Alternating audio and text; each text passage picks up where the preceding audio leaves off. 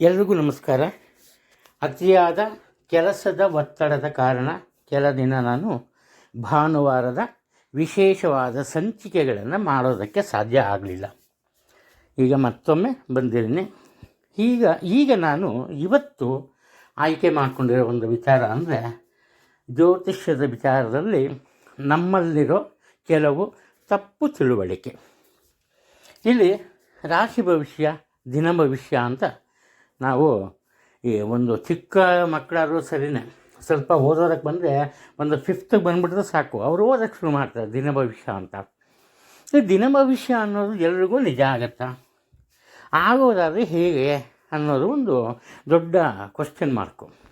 ಇಲ್ಲಿ ನಾನು ಪ್ರತಿನಿತ್ಯ ದಿನ ಭವಿಷ್ಯ ನಾನೇ ಪೋಸ್ಟ್ ಮಾಡಿದ್ರು ಕೂಡ ಮುಚ್ಚುಮರೆ ಮಾಡಲ್ಲ. ಈ ದಿನ ಭವಿಷ್ಯ ಅನ್ನೋದು ಪ್ರತಿಯೊಬ್ಬರ ಜೀವನದಲ್ಲೂ ಒಂದೇ ರೀತಿಯ ಫಲಗಳನ್ನು ಕೊಡಲ್ಲ. ಇದಕ್ಕೆ ಕಾರಣ ಒಂದೇ ಒಂದು. ಇವಾಗ ನಾನೇ ಹಾಕ್ತೀನಿ, ಉದಾಹರಣೆಗೆ ಮೇಷರಾಶಿ ಅಂತ ಅಂದ್ಕೊಂಬೋಣ. ಮೇಷರಾಶಿಲಿ ಒಂದು 10 ಅಥವಾ 15 ಜನ ಓದಿರ್ತಾರೆ. ಆ 15 ಜನರಲ್ಲಿ ಯಾರಿಗೋ ಒಬ್ಬರಿಗೆ ನಾನು ಹೇಳಿರೋದೆಲ್ಲ ಕರೆಕ್ಟಾಗಿ ನಡೆದಿರುತ್ತೆ. ಇನ್ನು ಕೆಲವರಿಗೆ ಒಂದು 50%, ಕೆಲವರಿಗೆ 75%, ಕೆಲವರಿಗೆ ಒಂದು 25%. ಕೆಲವರ ಜೀವನದಲ್ಲಿ ನಾನು ಏನೇ ಹೇಳಿದ್ರು ಅದರಲ್ಲಿ ಯಾವುದೇ ಒಂದು ನಡೆದಿರಲ್ಲ. ಇದು ಖಂಡಿತವಾದ ನಿಜವಾದಂತಹ ವಿಚಾರ. ಅದಕ್ಕೆ ಕಾರಣ ಏನಪ್ಪ ಅಂದರೆ ನಮ್ಮ ಜಾತಕದಲ್ಲಿ ನಡೀತಾ ಇರೋ ದಶಾಭುಕ್ತಿಗಳು. ಗೊತ್ತಾಯ್ತಾ? ಉದಾಹರಣೆಗೆ ಯಾವುದೋ ಒಂದು ಒಬ್ಬ ವ್ಯಕ್ತಿಯ ಜಾತಕ, ಆ ವ್ಯಕ್ತಿಗೆ ಶನಿ ಕಾಟ ಇದೆ ಅಂತ ಅನ್ಕೋಣ. ಇವಾಗ ಉದಾಹರಣೆ ಈ ಮೇಷರಾಶಿಯ ಅಧಿಪತಿ ಕುಜನಿಗೂ ಶನಿಗೂ ಸ್ವಲ್ಪ ಬಿಟ್ಟ ಎನಿಮಿಸೆ ಅವರಿಬ್ಬರು. ಆವಾಗ 12ನೇ ಮನೆ ಶನಿ ಇರೋನೆ ಈ ಮೇಷರಾಶಿಗೆ ತುಂಬ ತೊಂದರೆ ಕೊಡಬೇಕು. ಆದರೆ ಏನಾಗ್ತಾ ಇರುತ್ತೆ ಅವರ ಜೀವನದಲ್ಲಿ? ಗುರುವಿನ ಮನೆಯಲ್ಲಿ ಶನಿ ಇದ್ದಾನೆ. ಇಲ್ಲೇನಾಗುತ್ತೆ, ಶನಿ ತನ್ನ ಫಲಗಳನ್ನು ಕೊಡೋಕ್ಕೆ ಹೋದರೂ ಕೂಡ ಗುರು ಏನು ಮಾಡ್ತಾನೆ, ಸ್ವಲ್ಪ ಅದಕ್ಕೆ ಅಡ್ಡಿಪಡಿಸ್ತಾನೆ. ಅಂದರೆ ಹೇಳ್ತಾರಲ್ಲ, ನೀರಲ್ಲಿ ಮುಳುಗೋದು ಬದಲು ತೇಲೋದು ಅನ್ನೋ ಒಂದು ಮಾತಿದೆ. ಆ ಥರ ಅಲ್ಲಿ ಶನಿ ತುಂಬ ತೊಂದರೆ ಕೊಡೋಕ್ಕೆ ಬರಲ್ಲ. ಇದು ಒಂದು ಪಾಯಿಂಟು. ಸೆಕೆಂಡ್ ಪಾಯಿಂಟು, ಶನಿ ಕಾಟ ಇರುತ್ತೆ ಮೇಷರಾಶಿಯವ್ರಿಗೆ. ಬೇರೆಯವರು ಕೆಲವರು ಪಾಪ ತುಂಬ ಕಷ್ಟಪಡ್ತಿರ್ತಾರೆ, ಕೆಲವರು ಪರವಾಗಿಲ್ಲ ಹಾಗೂ ಹೀಗೂ ಇರ್ತಾರೆ. ಆದರೆ ಕೆಲವರು ಮೇಷರಾಶಿಯಲ್ಲಿ ಹುಟ್ಟಿದ್ರೂ ಕೂಡ ತುಂಬ ಒಳ್ಳೆಯ ಜೀವನವನ್ನು ಮಾಡ್ತಾಯಿರ್ತಾರೆ. ಅವರ ಮನಸ್ಸಿನಲ್ಲಿನ ಪ್ರತಿಯೊಂದು ಆಸೆ ಆಕಾಂಕ್ಷೆಗಳಿಗೆ ಸಹ ಕೈಗೂಡ್ತಾ ಇರುತ್ತೆ. ಇದಕ್ಕೆ ಕಾರಣ ಏನಪ್ಪ ಅಂದರೆ ಅವರ ಜಾತಕದಲ್ಲಿ ಶನಿ ಕುಂಭ ಅಥವಾ ಮಕರ ರಾಶಿಗಳಲ್ಲಿ ಇರ್ತಾನೆ. ಆವಾಗ ಶನಿ ತೊಂದರೆ ಕೊಡಲ್ಲ. ಇದಕ್ಕೆ ಕಾರಣ ಏನಪ್ಪ ಅಂದರೆ ಗುರು ಬಂದು ಎಲ್ಲಿದ್ದಾನೆ, 3ನೇ ಮನೆಯಲ್ಲಿದ್ದಾನೆ. ಗುರು 9ನೇ ಮನೆ ಅಧಿಪತಿ 3ರಲ್ಲಿದ್ದಾನೆ. 9 ಅಂದರೆ ಲಕ್, ಅಂದರೆ ನಮ್ಮ ಅದೃಷ್ಟ, ಆಪರ್ಚುನಿಟೀಸ್, ನಮಗೆ ದೊರೆಯುವ ಅವಕಾಶ, ಇವೆಲ್ಲ ಸಿಗುತ್ತೆ ನಿಮಗೆ ಗುರುವಿಂದ 3ನೇ ಮನೆಯಲ್ಲಿದ್ದರೂ ಕೂಡ. ಆದರೆ ಉದಾಹರಣೆಗೆ ನಿಮಗೆ ತುಂಬ ಆಪ್ತರು, ತುಂಬ ಬೇಕಿರೋರು ನಿಮಗೆ ಫೋನ್ ಮಾಡ್ತಾರೆ. ನೀವೇನೋ ನಿಮ್ಮ ಒಂದು ಕಷ್ಟವನ್ನು ಹೇಳ್ಕೊಡ್ತೀರಿ. ಅವ್ರು ಹೇಳ್ತಾನೆ, ನೀನು ತಲೆನೇ ಕೆಡಿಸ್ಕೋಬೇಡ, ನಾನಿದ್ದೀನಿ, ನಾನು ಈ ಕೆಲಸ ಮಾಡಿಕೊಡ್ತೀನಿ, ಸುಮ್ಮನೆ. ನೀವೇನು ಮಾಡ್ತೀರಿ, ತುಂಬ ಆಪ್ತರು, ಅದು ಹೇಳೋಕ್ಕೆ ಸಾಧ್ಯ ಇಲ್ಲ. ಆದ್ದರಿಂದ ಬಿಡು, ಅವ್ರು ಹೇಳಿದ್ದಾರೆ, ನಮ್ಮದು ಈ ಕೆಲಸ ಇನ್ನೂ ಆದಾಗೆ ಯಾವುದೇ ರೀತಿ ತೊಂದರೆ ಇಲ್ಲ ಅನ್ನೋ ಒಂದು ಭಾವನೆಗೆ ಬರ್ತಾರೆ. ಆದರೆ ಈ ಗೋಚಾರದಲ್ಲಿ ಮತ್ತೊಂದು ಗ್ರಹವನ್ನು ಸೂಕ್ಷ್ಮವಾಗಿ ಗಮನಿಸಬೇಕು, ರಾಹು. ಈ ರಾಹು ಏನು ಮಾಡ್ತಿದ್ದಾನೆ, ಗುರುವನ್ನು ನೋಡ್ತಿದ್ದಾನೆ. ಅಂದರೆ ಗುರು ರಾಹುವನ್ನು ನೋಡ್ತಾನೆ, ಹಾಗೆ ರಾಹು ಗುರುವನ್ನು ನೋಡ್ತಾನೆ. ಇದರಿಂದ ರಾಹು ಅಂದರೆ ಫಾರಿನ್ ಬಾಡೀಸ್ ಅಥವಾ 3ನೇ ವ್ಯಕ್ತಿಗಳು, ಅಂದರೆ ಸಂಬಂಧಿಕರಲ್ಲ. ಒಂದು ವೇಳೆ ಈ ಸಂಬಂಧಿಕರು ಅಂದರೆ ಅವರಲ್ಲಿ ತುಂಬ ದೂರದವರು, ಇವರ ಜೊತೆ ಒಂದು ಚೂರು ಸ್ನೇಹ ಪ್ರೀತಿ ಸಂಬಂಧ ಏನೂ ಇಲ್ಲದಿರೋರು ಅವರು ಆಗ್ತಾರೆ. ಅಥವಾ 3ನೇ ವ್ಯಕ್ತಿ ಅವರು ಏನು ಮಾಡ್ತಾರೆ, ಈ ವ್ಯಕ್ತಿಗೆ ನಿನ್ನ ಕೆಲಸವನ್ನು ನಾನು ಮಾಡಿಕೊಡ್ತೀನಿ ಅಂತ ಹೇಳಿರ್ತಾರಲ್ಲ, ಅವನ ಮೇಲೆ ಆ 3ನೇ ವ್ಯಕ್ತಿಯ ಪ್ರಭಾವ ಬೀರುತ್ತೆ. ಅವಾಗ ಈ ರಾಹು ಏನಪ್ಪ ಮಾಡ್ತಾನೆ ಅಂದರೆ ತುಂಬ ಉತ್ತಮ ಫಲವನ್ನು ಕೊಡ್ತಾನೆ. ನೀವು ದೇವರೇ ನನಗೊಂದು ಇವತ್ತು 10,000 ರೂಪಾಯಿ ಸಿಕ್ಬಿಡ್ಲಪ್ಪ ಅಂದರೆ ಒಂದು ವೇಳೆ ನಿಮಗೆ ಅದೃಷ್ಟ ಇದ್ದರೆ ರಾಹುವಿನಿಂದ ₹1,00,000 ಸಿಗುತ್ತೆ. ಅಂಥದ್ದು ರಾಹು ಬರೀ ಕೆಟ್ಟದ್ದು ಮಾಡಲ್ಲ, ಒಳ್ಳೆಯದು ಮಾಡ್ತಾನೆ. ಇಲ್ಲೇನಾಗುತ್ತೆ, ಈ ಗುರುವಿಗೆ ರಾಹುವಿನ ದೃಷ್ಟಿ ಯಾವಾಗ ಬಂತು, ಒಂದು ರೀತಿ ಮಂಕು ಬಡ್ದಾಗ ಆಗುತ್ತೆ.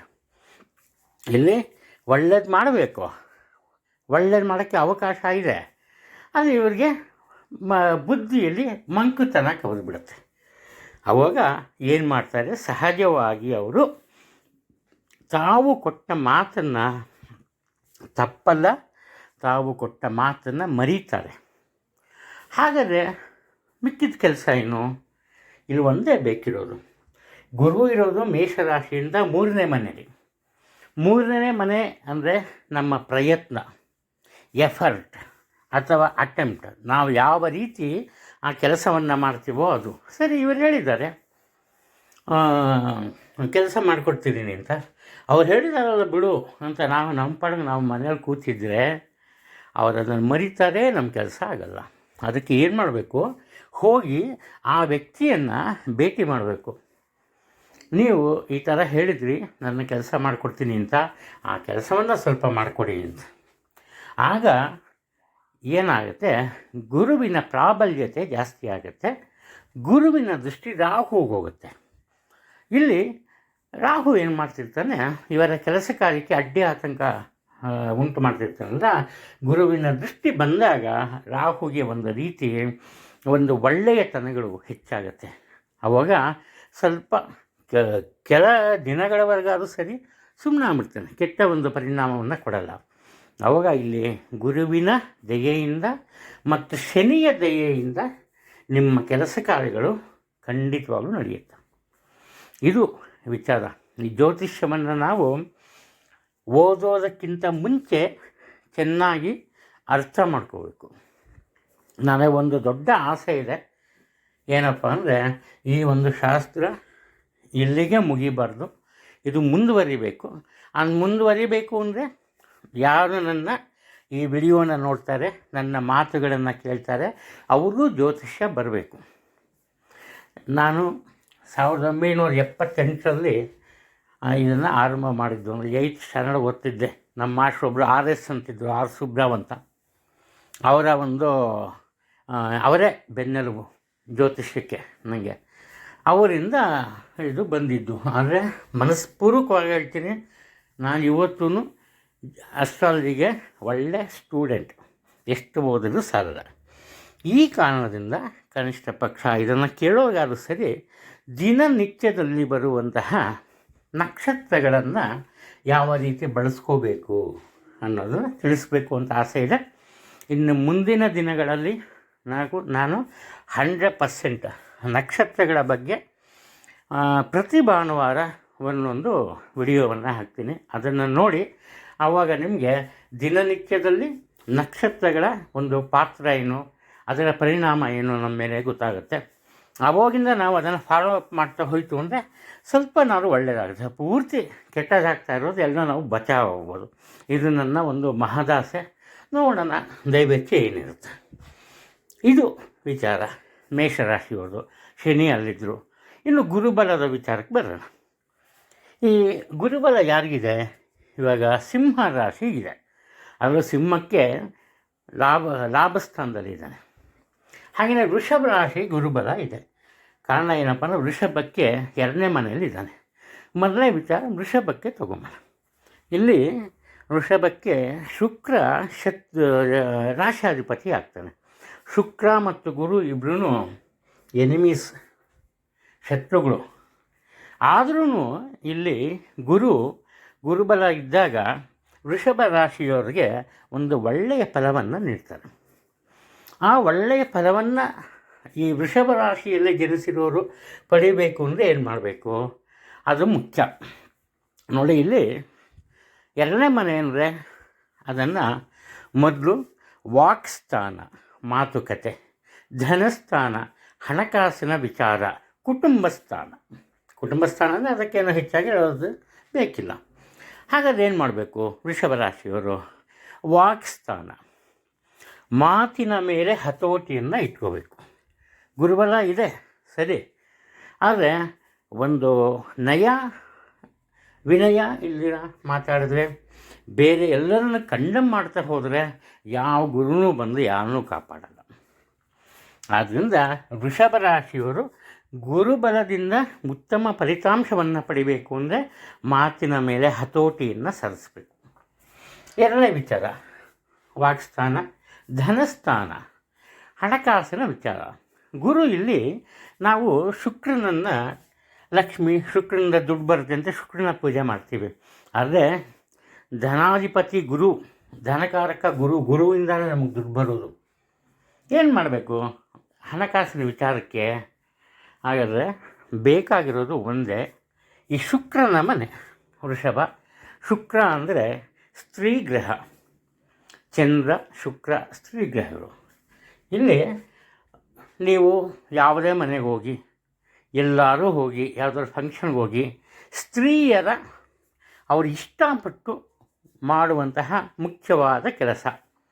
ಬಂದು ನೀವು ಮನೆಗೆ ಒಳಕ್ಕೆ ಹೋದ್ರೆ ಸಾಕು, ಅವರೇ ಸುಸ್ತಾಗಿ ಪಾಪ ಮಲಗಿಬಿಟ್ಟಿರ್ತಾರೆ, ಆದರೂ ಹೇಳ್ತಾರೆ ಕಾಫಿ ಕೊಡಲಾ, ನೀರು ಕೊಡಲಾ, ತಿಂಡಿ ತಿಂತೀರಾ, ಊಟ ಮಾಡ್ತೀರಾ. ನಿಜಕ್ಕೂ ನಾವು ಭಾರತ ದೇಶದಲ್ಲಿ ಹುಟ್ಟಿರೋದಕ್ಕೆ ಪುಣ್ಯ ಮಾಡಿದ್ದೀವಿ. ನಮ್ಮ ನೆಲದಲ್ಲಿ ಭಾರತದಲ್ಲಿರೋ ಹೆಣ್ಣು ಮಕ್ಕಳ ಮನಸ್ಸೇ ಮನಸ್ಸು, ಅವರು ಈ ರೀತಿ ಯೋಚನೆ ಮಾಡ್ತಾರೆ. ಗೊತ್ತಾಯ್ತಾ? ಹಾಗಾದರೆ ಹಣಕಾಸಿನ ವಿಚಾರಕ್ಕೆ ಏನು ಮಾಡಬೇಕು? ಅದು ಮುಖ್ಯ. ಮೊದಲನೇದಾಗಿ ಹೆಣ್ಣು ಮಕ್ಕಳನ್ನು ಗೌರವ ಭಾವದಿಂದ ನೋಡಬೇಕು. ನಮ್ಮಲ್ಲೇ ಹೆಣ್ಮಕ್ಳು ಇರ್ತಾರೆ, ನಮಗೂ ಅಕ್ಕ ತಂಗಿರಿರ್ತಾರೆ. ಆದರೆ ಸಾಮಾನ್ಯವಾಗಿ ಏನು ಮಾಡಿಬಿಡ್ತಾರೆ, ಬೇರೆಯವ್ರನ್ನ ರೇಗಿಸೋದು, ಬೇರೆಯವ್ರಿಗೆ ತೊಂದರೆ ಕೊಡೋದು, ಇದು ಮಾಡ್ತಾರೆ. ಇದು 100ಕ್ಕೆ 100ರಷ್ಟು ತಪ್ಪು. ಸಣ್ಣ ಪುಟ್ಟ ಹೆಣ್ಣು ಮಕ್ಕಳಿಗೆ ಅವರಿಗೆ ಇಷ್ಟಪಡುವಂತಹ ಸಿಹಿ ತಿಂಡಿಯನ್ನು ಕೊಡಿಸೋದು. ಅವರು ಇವಾಗೆಲ್ಲ ಹಾಕಲ್ಲ, ಕೆಲವರು ಬಳೆ ಹಾಕೋದಾಯಿತು ಅಂದರೆ ಹಸಿರು ಬಣ್ಣದ ಬಳೆಯನ್ನು ಕೊಡಿಸೋದು. ಹಾಗೆ ಪ್ರೀತಿ ವಿಶ್ವಾಸದಿಂದ ಮಲ್ಲಿಗೆ ಹೂವನ್ನು ನೀಡೋದು. ಅಥವಾ ನಿಮಗೆ ಹಣದ ಅನುಕೂಲತೆ ಇದ್ದರೆ ಹಸಿರು ಬಣ್ಣದ ಬಟ್ಟೆಯನ್ನು ಕೊಡಿಸೋದು. ಇದರಿಂದ ನೀವು ಈ ಗುರುಬಲದಿಂದ ವೃಷಭ ರಾಶಿಯವರು ಹಣಕಾಸಿನ ವಿಚಾರದಲ್ಲಿ ಸ್ಥಿರತೆಯನ್ನು ಪಡೀತಾರೆ. ಇದು ಇನ್ನು ಮತ್ತೊಂದು ಕುಟುಂಬ ಸ್ಥಾನ ಅಂತ ಹೇಳಿದೆ. ಕುಟುಂಬ ಸ್ಥಾನ ಅಂದರೆ ಬರೀ ಗಂಡ ಹೆಂಡತಿ ಅಂತ ಅಲ್ಲ, ಬೇರೆ ಯಾರಾದ್ರೂ ಸರಿ. ಕುಟುಂಬದಲ್ಲಿ ಸೋದರ ಸೋದರಿ, ತಂದೆ ತಾಯಿ, ತಾತ ಅಜ್ಜಿ, ಯಾರು ಇರಲಿ, ಯಾರೇ ಇದ್ದರೂ ಕೂಡ ಅವ್ರನ್ನ ಪ್ರೀತಿ ವಿಶ್ವಾಸ ಗೌರವದಿಂದ ನೋಡಬೇಕು. ಇವತ್ತು ನಮ್ಮ ಈ ಸಮಾಜ ಯಾವ ರೀತಿ ಆಗೋಗಿದೆ ಅಂದರೆ, ನೀವು ಡೈಲಿ ನ್ಯೂಸನ್ನು ನೋಡ್ಬೋದು. ಬೇರೆಯವ್ರಿಗೆ ನಮಸ್ಕಾರ ಹೊಡಿತೀವಿ, ಮನೆಯಲ್ಲಿರೋ ಅಪ್ಪ ಅಮ್ಮಂಗೆ ನಮಸ್ಕಾರ ಮಾಡೋದು ಬೇಡ, ಪ್ರೀತಿ ವಿಶ್ವಾಸದಿಂದ ಮಾತಾಡ್ಸಲ್ಲ. ಬೇರೆಯವರಿಗೆ ತಿಂಡಿ ಅದು ಇದು ಹಾಕಿಸ್ತಾರೆ. ಮನೇಲಿ ತಾತ ಅಜ್ಜಿ ಇದ್ದರೆ ಅವ್ರ ಹತ್ರ ಪ್ರೀತಿಯಿಂದ ಮಾತು ಸಹಿತ ಆಡಲ್ಲ. ಈ ಥರ ಆಗಿದೆ. ಅವಾಗ ಏನಾಗುತ್ತೆ, ಈ ಕುಟುಂಬದಲ್ಲಿರುವವರ ಮನಸ್ಸನ್ನು ಸಹ ನಾವು ಗೆಲ್ಲಕ್ಕಾಗಲ್ಲ. ಈ ಕಾರಣದಿಂದ ಮತ್ತೊಂದು ಕೆಲಸವನ್ನು ಏನು ಮಾಡಬೇಕು, ಗುರುಬಲದಿಂದ ಉತ್ತಮ ಫಲವನ್ನು ಪಡಿಬೇಕು ಅಂದರೆ ತಾವಿರೋ ಕುಟುಂಬದಲ್ಲಿ ಶಾಂತಿ ನೆಮ್ಮದಿ ಇರುವಂತೆ ನೋಡ್ಕೋಬೇಕು. ಉದಾಹರಣೆ, ಈ ವೃಷಭ ರಾಶಿಯಲ್ಲಿ ಹುಟ್ಟಿರ್ತಾರೆ. ಅವ್ರಿಗೂ ಅವರ ಅಣ್ಣಂಗೋ ಅವರ ತಮ್ಮಂಗೋ ಜಗಳ ಇರುತ್ತೆ. ಆ ಜಗಳ ಹೋಗಬೇಕು, ಆ ಜಗಳ ಕಡಿಮೆ ಆಗಬೇಕು. ಆ ಜಗಳ ಕಡಿಮೆ ಆಗಬೇಕು ಅಂದರೆ ನಾವೇನು ಮಾಡ್ತೀವಪ್ಪ, ಸಾಮಾನ್ಯವಾಗಿ ಯಾರ ಮೇಲೂ ಸಿಟ್ಟು ಬರುತ್ತೆ, ನಾವು ಅವ್ರನ್ನೇನು ಅನ್ನೋಕ್ಕಾಗಲ್ಲ. ಅವಾಗೇನು ಮಾಡ್ತೀವಿ, ಯಾರನ್ನ ನಾವು ಅನ್ಬೋದು ಅವ್ರನ್ನ ಹುಡುಕ್ತೀವಿ. ಒಬ್ಬ ಈ ಹೆಣ್ಣಾದವಳು ಏನು ಮಾಡ್ತಾಳೆ, ತನ್ನ ಮಕ್ಕಳನ್ನ ತನ್ನ ಗಂಡನ ಹುಡುಕೊಂಡು ಅವ್ರನ್ನ ಅಂತಾನೆ. ಆದರೆ ಗಂಡಸಾದವನು ಮಕ್ಕಳನ್ನ ಹೆಂಡ್ತಿನ ಅಂತಾನೆ. ಇಲ್ಲಿ ಮುಖ್ಯವಾಗಿ ಇದು ನಿಲ್ಲಬೇಕು. ಮೊದಲು ನಮ್ಮನ್ನು ನಾವು ಗೌರವಿಸುವುದನ್ನು ಕಲಿಯಬೇಕು. ನಮ್ಮ ಮಕ್ಕಳನ್ನು ಪ್ರೀತಿ ವಿಶ್ವಾಸದಿಂದ ಕಾಣಬೇಕು. ಹಾಗೆ ದಂಪತಿಗಳ ನಡುವೆ ಸಹ ಅಷ್ಟೇ ಈ ಜಗಳ ಕದನಗಳಿದ್ದರೆ ಅದು ನಿಲ್ಲಬೇಕು. ಮತ್ತೊಂದು ಮುಖ್ಯವಾದಂತಹ ವಿಚಾರ ಏನಪ್ಪ ಅಂದರೆ, ಈ ದೇವಸ್ಥಾನಕ್ಕೆ ಹೋಗೋದು. ಇವತ್ತಿನ ಒಂದು ಸ್ಥಿತಿಗತಿನೇ ಆ ಥರ ಆಗಿದೆ. ಈ ಲೇಡೀಸ್ ಏನು ಮಾಡ್ತಾರೆ, ಮನೇಲಿ ಕೆಲಸ ಮಾಡಬೇಕು, ಕೆಲವರು ಕೆಲಸಕ್ಕೆ ಹೋಗಬೇಕು, ಇವೆಲ್ಲ ಇರುತ್ತೆ. ಅವರೇನು ಮಾಡ್ತಾರಪ್ಪ ಅಂದರೆ, ಈ ಬೆಳಗ್ಗೆ ಬೇಗ ಹೋಗ್ತಾರೆ, ದೇವಸ್ಥಾನಕ್ಕೆ ಹೋಗಿ ಬಂದ್ಬಿಡ್ತಾರೆ. ಇನ್ನು ಗಂಡಸರು ಏನು ಮಾಡ್ತಾರೆ, ಕೆಲಸ ಎಲ್ಲ ಮುಗಿಸ್ಕೊಂಡು ವಾಪಸ್ ಬರೋವಾಗ ದೇವಸ್ಥಾನಕ್ಕೆ ಹೋಗ್ಬಿಟ್ಟು ಬರ್ತಾರೆ. ಇದರಿಂದ ಏನೂ ಉಪಯೋಗ ಇಲ್ಲ.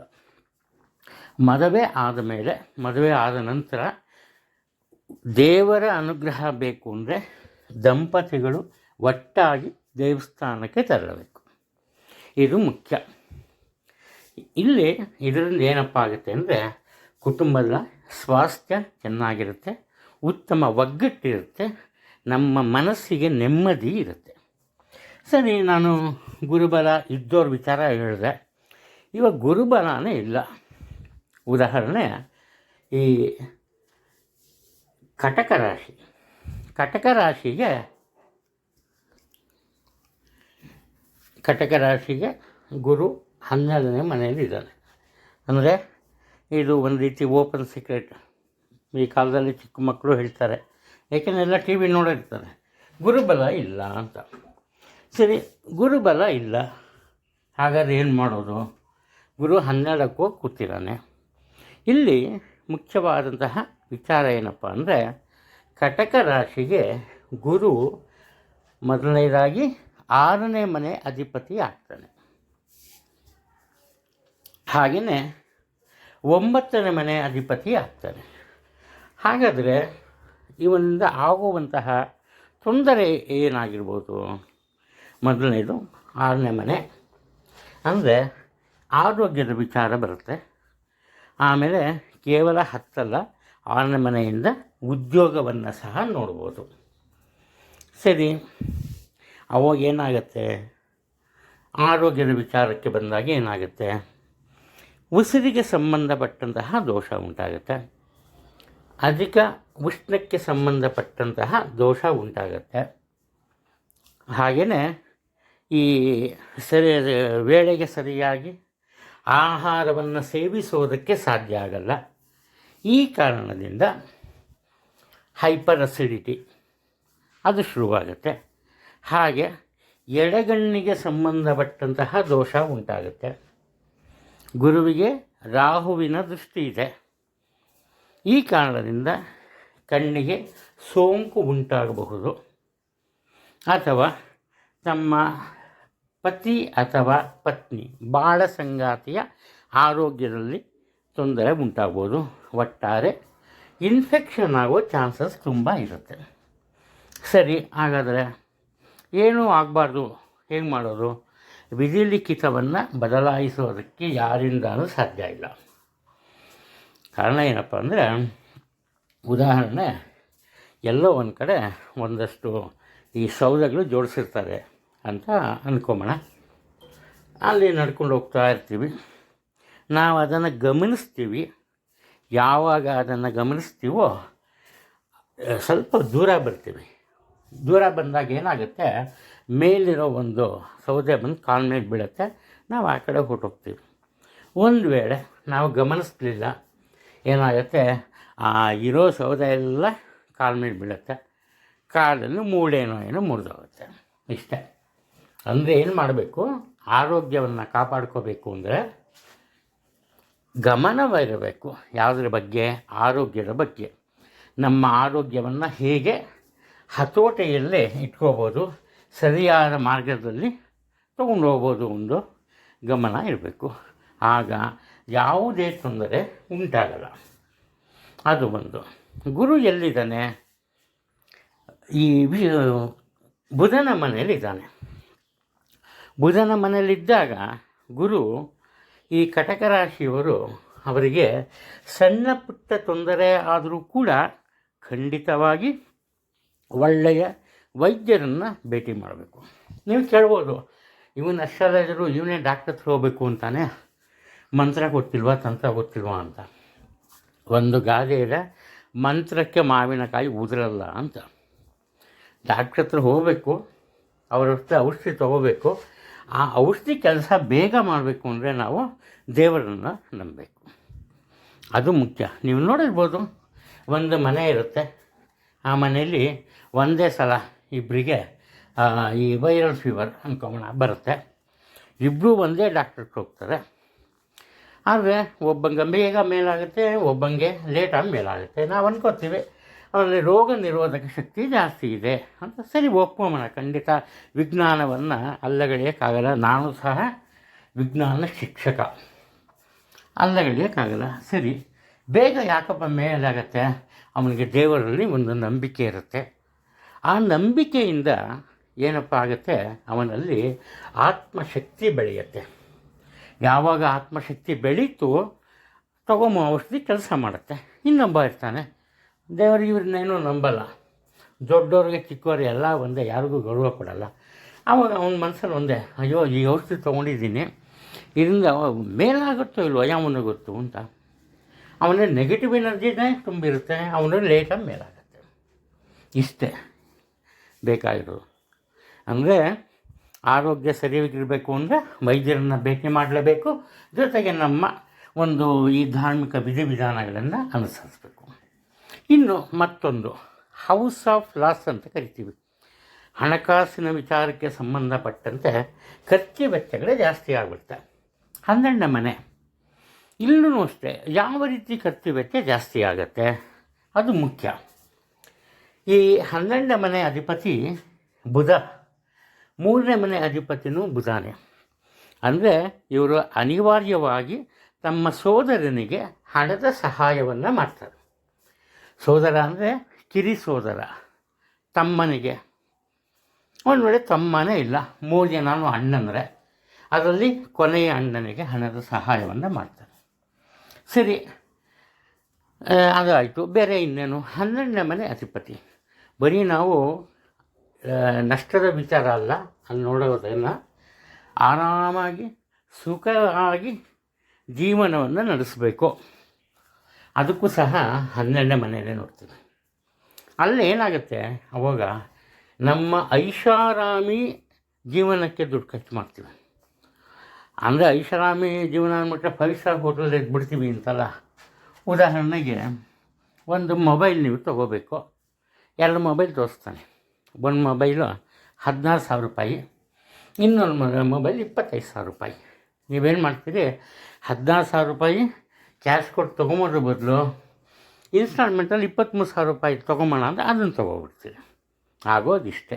ಅಂದರೆ ನಮ್ಮ ಸುಖ ಜೀವನಕ್ಕೋಸ್ಕರ ಖರ್ಚು ವೆಚ್ಚಗಳನ್ನು ಜಾಸ್ತಿ ಮಾಡ್ತೀವಿ. ಅದು ಹೇಗೆ ಜಾಸ್ತಿ ಮಾಡ್ತೀವಿ? ಗುರುವಿನ ದೃಷ್ಟಿ, ಗುರುವನ್ನು ರಾಹು ನೋಡ್ತಾ ಇದ್ದಾರೆ. ಅಂದರೆ 3ನೇ ವ್ಯಕ್ತಿ. ನಾವೇನು ಮಾಡ್ತೀವಿ, ಅಕ್ಕಪಕ್ಕದವ್ರು ನೋಡ್ತೀವಿ, ಜೊತೆಯಲ್ಲಿರೋನು ನೋಡ್ತೀವಿ. ಅವರೇನಾದ್ರು ತೊಗೊಂಡ್ರೆ ಸಾಕು, ಅದನ್ನು ನಾವು ತೊಗೋಬೇಕು ಅಂತ ನಮ್ಮ ಮನಸ್ಸಿಗೆ ಬಂದ್ಬಿಡುತ್ತೆ. ಅಂದರೆ ಬೇರೆಯವರ ಪ್ರಭಾವಕ್ಕೆ ಸುಲಭವಾಗಿ ನಾವು ಒಳಗಾಗ್ತೀವಿ. ಇದು ಮುಖ್ಯವಾದಂತಹ ವಿಚಾರ.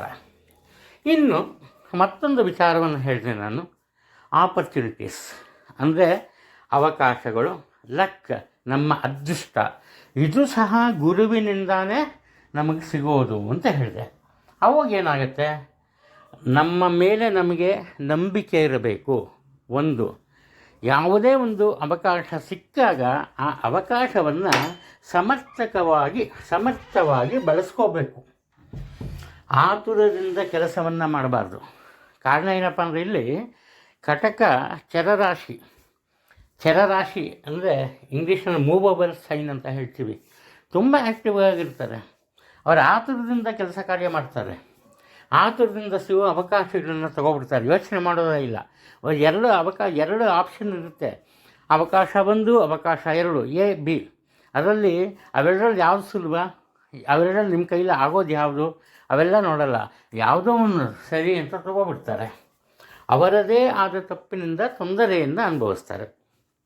ಆದರೆ ಏನು, ಅವಾಗ ಈ ಗುರುಬಲ ಇಲ್ದಿರ ಈ ಕಟಕ ರಾಶಿಯವ್ರಿಗಾಗಿದ್ದು ಅವರದೇ ಆದ ಆತುರದ ಸ್ವಭಾವ. ಒಂದನ್ನು ತಿಳ್ಕೊಳ್ಳಿ, ಗುರುಬಲ ಇಲ್ಲ ಅಂದರೆ ಗುರು ಬಂದು ಕೆಟ್ಟದ್ದು ಮಾಡಲ್ಲ. ಶನಿ ಬಲ ಇಲ್ಲ ಅಂದರೆ ಶನಿ ಬಂದು ಕೆಟ್ಟದ್ದು ಮಾಡಲ್ಲ. ಶನಿ ಕಾಟ ಇದೆ ಅಂದರೆ ಶನಿ ಬಂದು ಕೆಟ್ಟದ್ದು ಮಾಡಲ್ಲ. ಪ್ರತಿಯೊಂದಕ್ಕೂ ನಾವೇ ಕಾರಣರಾಗ್ತೀವಿ. ನಾವು ಮಾಡೋ ತಪ್ಪಾದ ಕೆಲಸಗಳಿಗೆ ನಾವು ತೆಗೆದುಕೊಳ್ಳೋ ತಪ್ಪಾದ ನಿರ್ಣಯಗಳಿಗೆ ನಾವು ಈ ಅನಾವಶ್ಯಕವಾಗಿ ಈ ಗ್ರಹಗಳನ್ನು ದೂರ್ತೀವಿ. ಯಾಕೆಂದರೆ ಆ ಗ್ರಹಗಳು ಬಂದು ನಮ್ಮನ್ನು ಕೇಳಲ್ಲ, ನೀನು ಸುಮ್ಮನೆ ಬೈತಾ ಇದೆಯಪ್ಪ ಅಂತ.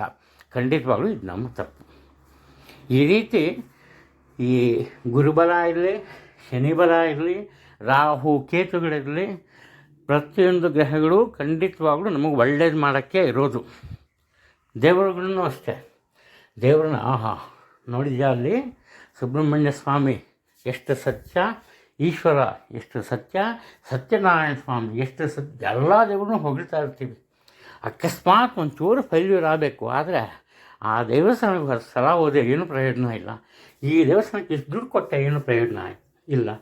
ಅಲ್ಲಿ ಯಾವುದೇ ದೇವರು ನಮಗೆ ಸಹಾಯ ಮಾಡೋದಕ್ಕೆ ತಾನಾಗೆ ಬರೋಲ್ಲ. ದೈವಂ ಮಾನುಷ ರೂಪೇಣ ಅಂತ ದೇವರು ಒಬ್ಬ ಮನುಷ್ಯನ ರೂಪದಲ್ಲಿ ಬರ್ತಾನೆ. ಉದಾಹರಣೆಗೆ ನಿಮಗೆ ಬೇಸರ ಆಗುತ್ತೆ ನನ್ನ ಈ ಸುದೀರ್ಘವಾದ ಮಾತುಕತೆ. ಉದಾಹರಣೆಗೆ ಆಟೋ ಬುಕ್ ಮಾಡಿರ್ತಾರೆ. ಒಬ್ಬ ಆಟೋ ಇನ್ನೇನು ಬರ್ತೀನಿ ಅಂದ್ಬಿಟ್ಟು ಬರ್ತಾ ಇರ್ತಾನೆ. ಆಮೇಲೆ ಅವ್ನಿಗೆ ಯಾಕೋ ಅವನಿಗೆ ಮನಸ್ಸು ಬೇಸರ ಆಗಿಬಿಡುತ್ತೆ. ಏನು ಮಾಡ್ತಾನೆ, ಅವನು ಕ್ಯಾನ್ಸಲ್ ಮಾಡಿಬಿಡ್ತಾನೆ. ಅವನು ಇನ್ನೊಬ್ಬ ಆಟೋದವನು ಅವನು ಬರ್ತಾನೆ. ಅವನಿಗೆ ಪಾಪ ಏನಾಗಿರುತ್ತೆ, 47 ರೂಪಾಯಿ ಆಗಿರುತ್ತೆ. ಇವರು 50 ರೂಪಾಯಿ ನೋಟ್ ತೆಗಿತಾರೆ. 3 ರೂಪಾಯಿ ಬಿಡೋಕ್ಕೆ ರೆಡಿ ಇರೋಲ್ಲ. ಅಲ್ಲಿ ಇವ್ರಿಗೆ ಸಹಾಯ ಮಾಡಿದ್ರೆ ಅವನು ಹೋಗ್ಬಿಟ್ಟ, ಪಾಪ ಇವನು ಎಲ್ಲಿಂದನೋ ಬಂದಿರ್ತಾನೆ, 3 ರೂಪಾಯಿ ಲೆಕ್ಕ ಹಾಕ್ತಾರೆ. ಇಲ್ಲಿ ನಾವು ಮಾಡ್ತಾ ಇರೋದು ಏನಪ್ಪ ಅಂದರೆ, ಯಾರು ನಮಗೆ ಸಹಾಯ ಮಾಡೋಕ್ಕೆ ಬರ್ತಾರೋ ಅವರೇ ಖಂಡಿತ ದೈವ ಸ್ವರೂಪಿ. ಅದನ್ನು ನಾವು ನಂಬಲೇಬೇಕು. ಜಾತಿ ಭೇದ ಇಲ್ಲ, ಹಾಗೆ ವರ್ಣ ಭೇದ ಇಲ್ಲ. ಅವ್ನು ಕಪ್ಪಾಗಿರ್ಬೋದು, ಬೆಳ್ಳಗಿರ್ಬೋದು, ಕೆಂಪಿರ್ಬೋದು, ಗಂಡಸಾಗ್ಬೋದು, ಹೆಂಗಸಾಗ್ಬೋದು, ವಯೋವೃದ್ಧರಿರ್ಬೋದು, ಯಾರು ಬೇಕಾದ್ರೂ ಆಗ್ಬೋದು. ನನ್ನ ಕಣ್ಣೆದುರಿಗೆ ಕೆಲವೇ ದಿನಗಳ ಹಿಂದೆ ನಡೆದ ಒಂದು ಘಟನೆ. ಒಂದು ಕ್ಯಾಂಟೀನು, ಆ ಕ್ಯಾಂಟೀನ್ ಮುಂದೆ ಏನಾಯಿತು, ಒಬ್ಬ ಸಿಗರೇಟ್ ಸೇರ್ಕೊಂಡು ನಿಂತಿದ್ದ. ಒಬ್ಬರು ವಯೋವೃದ್ಧರು ಬಂದರು. ಕಮ್ಮಿ ಅಂದರೆ ಅವ್ರಿಗೊಂದು 70-74 ವರ್ಷ ಇರ್ಬೋದು. ಯಾಕೆಂದರೆ ಕೈಲಿ ವಾಕಿಂಗ್ ಸ್ಟಿಕ್ ಇಟ್ಕೊಂಡು ಕೈ ಸ್ವಲ್ಪ ಶೇಕ್ ಆಗ್ತಿತ್ತು. ಬಂದಾಗ ಏನು ಮಾಡ್ಬಿಟ್ಟ ಇವನು, ಅವನು ತಪ್ಪಿತ್ತೋ ಅಲ್ಲೋ ಗೊತ್ತಿಲ್ಲ, ಬಂದಾಗ ಇವರಿಗೆ ಕಾಲಡ್ಡ ಕೊಡಲಿ. ಆ ವಾಕಿಂಗ್ ಸ್ಟಿಕ್ ಇತ್ತಲ್ಲ, ಅದಕ್ಕೆ ಕಾಲಿಗಂದ ವಾಕಿಂಗ್ ಸ್ಟಿಕ್ ಸಿಕ್ಕೊತ್ತು. ಅದೇನಾಯಿತು, ಕೆಳಗೆ ಬಿದ್ದೋಯ್ತು. ಇವರು ಹಾಗೆ ಕುಸಿದು ಬೀಳಲಿಲ್ಲ, ಕುಸಿದು ಕೂತ್ಕೊಂಡ್ರು. ಆವಾಗ ಅದೇನು ಮಾತಾಡಲ್ಲ. ಇವನ ಕಡೆ ನೋಡಿ ಕೈ ತೋರಿಸಿಟ್ರು. ಅವನು, ನೀವು ನೋಡ್ಕೊಂಡು ಬರ್ಬೇಕು ರೀ, ಇಷ್ಟು ವಯಸ್ಸಾಗಿದೆ, ನಿಮ್ಗೆ ನಡೆಯೋಕ್ಕೆ ಬರಲ್ವಾ ಅಂದ. ಸರಿ, ಅವರೇನು ಮಾತಾಡಲ್ಲ, ಹೋದರು. ಕಾಫಿ ಬೇಕಿತ್ತೇನೋ ಅವ್ರಿಗೆ, ಕಾಫಿ ಆರ್ಡ್ರ್ ಮಾಡಿದ್ರು. ಇವನೇನಾಯಿತು, ಕಾಫಿ ಎಲ್ಲ ಕೊಡ್ತಿದ್ದಾಯ್ತಲ್ಲ, ಅಲ್ಲಿಟ್ಟ ಹೋಗಿ ತನ್ನ ಬೈಕ್ ತಂದಿದ್ದ. ಇನ್ನು ಫ್ರೆಂಡು ಕೂತಿರಲಿಲ್ಲ. ಆ ಬೈಕ್ನ ಹತ್ತಕ್ಕೆ ಕಾಲಿಗಿಂದ ಹಿಂದಿಂದ ಇನ್ನೊಂದು ಬೈಕ್ ಬಂದ್ಬಿಟ್ಟು ಗುದ್ಬಿಟ್ಟ. ಅವ್ನು ಫುಟ್ಪಾತ್ ಮೇಲೆ ಬಿದ್ದ ತಕ್ಷಣ ಅವನ ಜೊತೆಯಲ್ಲಿರೋ ಫ್ರೆಂಡೂ ಬರಲಿಲ್ಲ. ಅಷ್ಟೊತ್ತಿಗೆ ಆ ಪುಣ್ಯಾತ್ಮಗೆ ಕಾಫಿ ಬಂತು. ಅವ್ರು ಬಂದ್ಬಿಟ್ಟು ಎದೆ ಒಗೆಸ್ಕೊಂಡು ಅವನಿಗೆ ಕಾಫಿ ಕುಡಿಸಿದ್ರು ಅವನಿಗೆ. ಆವಾಗ ಅವನ ಕಣ್ಣಲ್ಲಿ ಧಾರಾಕಾರವಾಗಿ ಕಣ್ಣೀರು ಬಂದ್ಬಿಡ್ತು. ಇಷ್ಟೇ, ದೈವ ಮಾನುಷ ರೂಪೇಣ ಯಾರು ಕಷ್ಟದ ಸಮಯದಲ್ಲಿ ನಮಗೆ ಆಸರೆ ಆಗ್ತಾರೆ ಅವನ್ನ ಖಂಡಿತವಾಗ್ಲೂ ದೇವರೇ ಕಳಿಸಿರ್ತಾನೆ. ದೇವ್ರ ನಿಜ ಸ್ವರೂಪದಲ್ಲಿ ಬರೋಕ್ಕಾಗಲ್ಲ. ಆದ್ದರಿಂದ ನಾವು ಪ್ರತಿಯೊಬ್ಬರಿಗೂ ಒಳ್ಳೆಯದನ್ನು ಮಾಡಬೇಕು, ಒಳ್ಳೆಯದನ್ನು ಕೋರಬೇಕು. ಒಂದು ವೇಳೆ ನಮ್ಮಿಂದ ಒಳ್ಳೆಯದನ್ನು ಮಾಡೋಕ್ಕಾಗಲಿಲ್ವ, ಸುಮ್ಮನೆ ಆಗಿಬಿಡ್ಬೇಕು. ಇದು ಮುಖ್ಯ. ಅಂದರೆ ನಮಗೆ ಗುರುಬಲ ಇಲ್ಲದೆ ಹೋದರೂ ಪರವಾಗಿಲ್ಲ, ಶನಿ ಕಾಟ ಇದ್ದರೂ ಪರವಾಗಿಲ್ಲ, ರಾಹು ಸರಿಗಿಲ್ಲದೆ ಹೋದರೂ ಪರವಾಗಿಲ್ಲ, ಬೇರೆಯವರಿಗೆ ನಾವು ಕೆಟ್ಟದ್ದನ್ನು ಮಾಡಬಾರ್ದು. ಸಾಧ್ಯವಾದರೆ ಒಳ್ಳೇದು ಮಾಡಬೇಕು. ಒಳ್ಳೇದು ಮಾಡಿದಾಗ ಒಂದೇ ಒಂದು ಸತ್ಯವನ್ನು ಹೇಳ್ತೀನಿ ನಿಮಗೆ. ಒಬ್ಬ ಗಂಡಸು ತಪ್ಪು ಮಾಡಿದ್ರೆ ಏನು ಶಾಪ ಹಾಕೋತಾರೆ, ನಿಮಗೂ ಹೆಂಡತಿ ಮಕ್ಕಳಿರ್ತಾರೆ, ಅನುಭವಿಸ್ತಾರೆ ಹೋಗು. ಅದೇ ಒಂದು ಹೆಂಗಸು ತಪ್ಪು ಮಾಡಿದ್ರೆ ನಿಮಗೂ ಗಂಡ ಮಕ್ಕಳಿರ್ತಾರೆ, ಅನುಭವಿಸ್ತಾರೆ ಹೋಗು. ಮಕ್ಕಳು ತಪ್ಪು ಮಾಡಿದ್ರೆ ನಿಮಗೆ ಅಪ್ಪ ಅಮ್ಮ ಇರಲ್ವೇನೋ, ನಿಮಗೆ ಅನುಭವಿಸ್ತಾರೆ ಹೋಗು ಅಂತ. ಈ ಶಾಪನ ವೇದ ವಿಜ್ಞಾನ ಕಲಿತೋರೇ ಶಾಪ ಹಾಕೋದು ಅಂತಲ್ಲ. ಯಾರೇ ಶಾಪ ಹಾಕಿದರೂ ಅವರ ಮನಸ್ಸು ಒಳ್ಳೆಯದಿದ್ದರೆ ಖಂಡಿತ ತಟ್ಟುತ್ತೆ. ಆದ್ದರಿಂದ ಸಾಧ್ಯವಾದಷ್ಟು ಗುರುಬಲ ಇಲ್ಲದೇ ಇದ್ದರೂ ಕೇರ್ ಮಾಡಬಾರ್ದು, ಶನಿಕಾಟ ಇದ್ದರೂ ಕೇರ್ ಮಾಡಬಾರ್ದು. ಸಾಧ್ಯವಾದಷ್ಟು ನಾವು ಬೇರೆಯವರಿಗೆ ಸೇವೆಯನ್ನು ಮಾಡ್ತಾ ಹೋಗಬೇಕು. ಆಗ ಮಾತ್ರ ನಮಗೆ ಖಂಡಿತವಾಗ್ಲೂ ಒಳ್ಳೆಯದಾಗುತ್ತೆ. ಗುರುಬಲ ಇಲ್ಲದೇ ಇದ್ದರೂ ತೊಂದರೆ ಆಗಲ್ಲ, ಶನಿಕಾಟ ಇದ್ದರೂ ತೊಂದರೆ ಆಗಲ್ಲ. ಬಹುಶಃ ಸುಮಾರು 30 ನಿಮಿಷಗಳ ಕಾಲ ಆಯಿತು.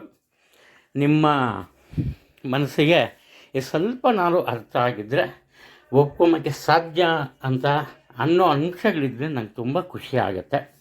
ಯಾರೂ ಬೇಸರ ಮಾಡ್ಕೊಬಿಟ್ಟು ಮತ್ತೊಮ್ಮೆ ಮಗದೊಮ್ಮೆ ಹೇಳ್ತೀನಿ, ಮನುಷ್ಯ ಜನ್ಮ ದುಡ್ದು ಅದನ್ನು ವ್ಯರ್ಥ ಮಾಡಬೇಡ ಅಂತ ದಾಸವರೇಂದ್ರ ಹೇಳಿದ್ದಾರೆ.